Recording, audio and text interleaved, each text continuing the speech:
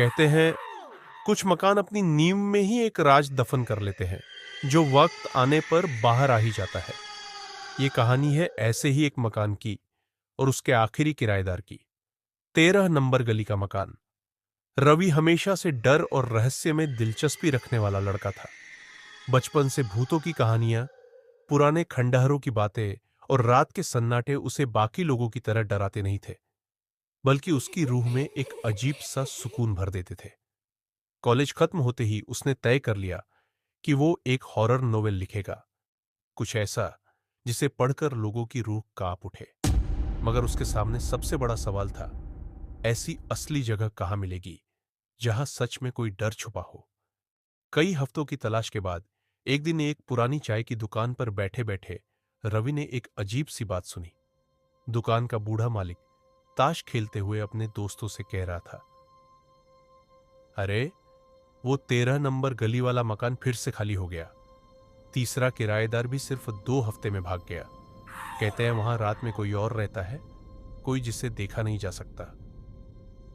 रवि के कान खड़े हो गए। उसने धीरे से पूछा, क्यों चाचा, ऐसा क्या है उस मकान में? बूढ़ा चाचा उसे घूरते हुए बोला, बेटा, वहां जितने भी लोग गए वापस नहीं आए, या फिर पागल हो गए। एक बार उस मकान में कदम रख दिया तो समझो लौटना मुश्किल। रवि के होठों पर हल्की मुस्कान आ गई। यही तो चाहिए था उसे, एक असली डर, एक असली कहानी। मुझे नंबर दे दीजिए उस मकान मालिक का, रवि बोला। चाचा हंसा, मरना है क्या?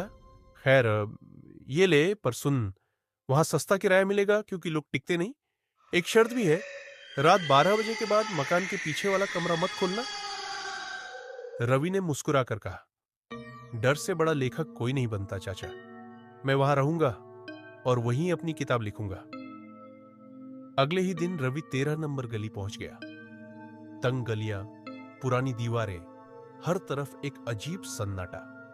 दिन के उजाले में भी ऐसा लगता मानो सूरज की किरणें इस गली में आने से डरती हों।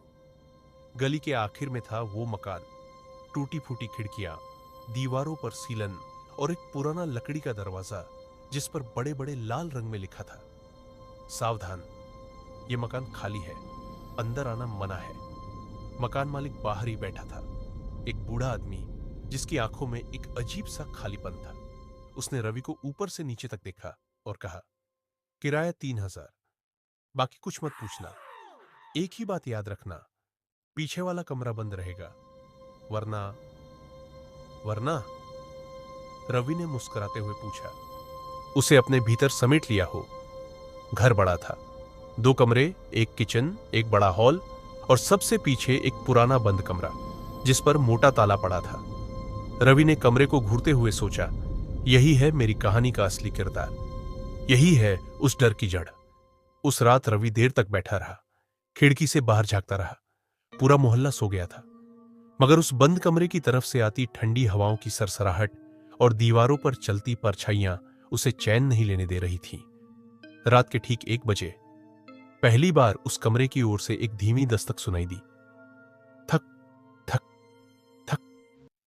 रवि का दिल जोर से धड़का। उसने खिड़की के बाहर झांका। पूरा इलाका शांत था। फिर से वही आवाज आई, थक थक थक। उसने खुद को समझाया, शायद पुरानी लकड़ी हवा में हिल रही होगी, मगर अंदर कहीं ना कहीं कहानी शुरू हो चुकी थी।